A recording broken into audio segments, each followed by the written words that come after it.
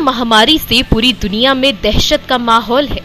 Asia से शुरू हुई इस महामारी ने सबसे ज्यादा तबाही यूरोप में मचाई है।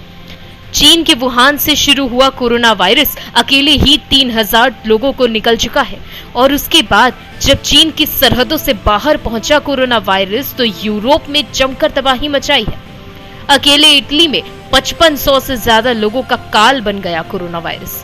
तो वहीं इसका अगला पड़ाव बन चुका है स्पेन, जहां 1700 से ज्यादा लोगों की जिंदगी कोरोना वायरस की चपेट में है।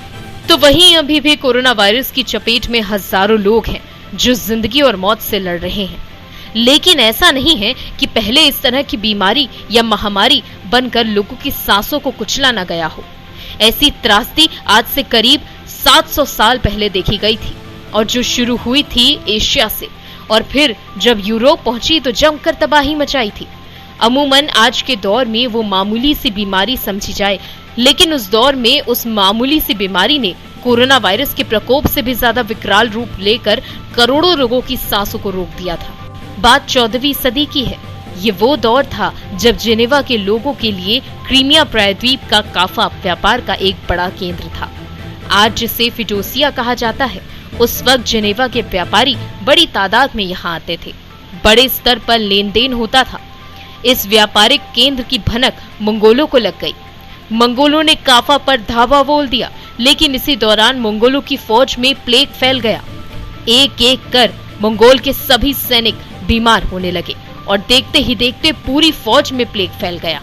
आखिरकार मंगोलों को वहां से भागना पड़ा, लेकिन जो मंगोल के सैनिक प्लेग की वजह से मर गए थे उनकी लाशें काफा में ही रह गईं, जिससे ये बीमारी महामारी बनती चली गई और इसकी चपेट में जेनेवा की फौज भी आ गई, जिसके बाद जेनेवा के सैनिक भी काफा से भाग खड़े हुए। लेकिन इस दौरान जो जिस बंदरगाह पर रुके वहां भी प्लेग फैलता गया और देखते ही देखते यूरोप के पूर्वी हिस्सों में जमकर तबाही मचाना शुरू कर दिया। उस वक्त प्लेग की कोई दवा इजाद नहीं हुई थी, जिसकी वजह से ये प्लेग फैलता चला गया और देखते ही देखते 11 यूरोपीय देशों में जमकर कहर बन पाया। एक अनुमान के मुताबिक इस प्लेग की बीमारी ने 2.5 सालों में 2.5 करोड़ लोगों की सांसें छीन ली। उत्तर Africa, Italy, Spain, England, France, Australia, Hungary, Switzerland, Germany के साथ साथ स्कैंडिनेविया और बाल्टिक देशों में ये त्रासदी बनकर टूटी थी। दरअसल पहले लोगों को पता ही नहीं चल पाया था कि आखिर ये बीमारी फैलती कैसे है। प्लेग छूने से भी फैलता है, लेकिन जानकारी के अभाव ने करोड़ों की तादाद में लोगों को प्लेग का मरीज बना दिया। जानकारी के अभाव में लोगों को लगा कि कुत्ते और बिल्लियों से प्लेग फैल रहा है, तो उन लोगों ने कुत्ते और बिल्लियों को मारना शुरू कर दिया, जबकि प्लेग की असल वजह तो चूहे थे।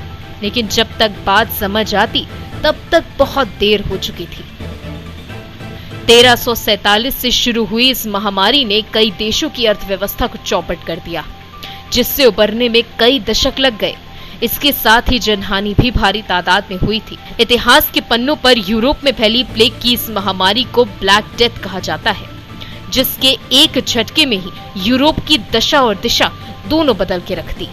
आज भी इटली, स्पेन समेत कई यूरोपीय देश ब्लैक डेथ का नाम सुनकर ही कांपते हैं।